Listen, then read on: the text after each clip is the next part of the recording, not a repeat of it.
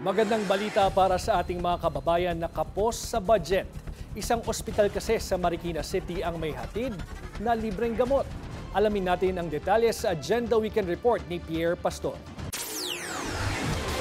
Maaaring makakuha ng libreng gamot sa open pharmacy ng Amang Rodriguez Medical Center. Alinsunod sa utos ni Pangulong Bongbong Marcos na gawing abot kamay ang mga medisina para sa mga Pilipino, kaya kahit hindi ka taga Marikina, mabibigyan ng gamot basta't available o may stock ng gamot sa pharmacy ng ARMMC.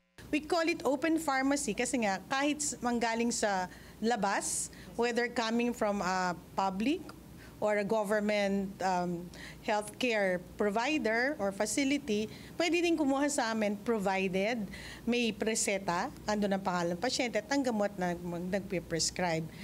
Kasi sa Amang, syempre, automatic yon pag inpatient namin, ang gamot sa amin. At saka mas madali ang proseso.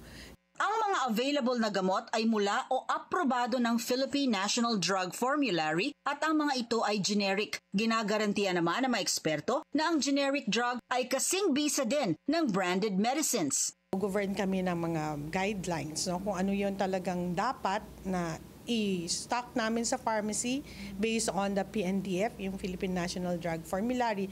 Yun lang po yung allowed kami to procure. Yun lang po yung allowed kami na bilhin. Now, pag pumunta yung pasyente sa amin na ang hawak na prescription brand name lang, ipapabalik namin or we will request the patient na ibalik dun sa attending physician or doktor or kung sino yung health provider niya na palitan or lagyan ng generic name yung gamot na kailangan nila.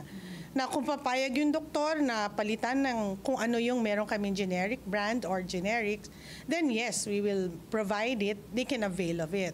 Paglilinaw ng ARMMC, kailangan ipresenta ng pasyente ang kanyang reseta mula sa kanyang doktor at idadaan pa rin sila sa socializing o aalamin ang capability to pay para malaman kung bibigyan lamang sila ng diskwento o tuluyang malilibre. Bukod dito, kung miyembro ng PhilHealth, may programang tinatawag na gamot kung saan may credit o allowance ang bawat miyembro ng 20,000 pesos kada taon na consumable para pambili ng gamot na kailangan. Ayon kay Doc Mateo, malaking tulong ito dahil hindi madideplete ang pondo ng ospital dahil pwede nilang i-reimburse sa PhilHealth ang mga ipinamigay na gamot. Marami na din umanong DOH hospitals ang gumagawa nito. At dito sa ARMMC, tuloy-tuloy ang delivery ng mga gamot sa pharmacy para sa mga nais kumuha ng libreng gamot. Para sa Agenda Weekend, Pierre Pastor, Billionaire News Channel.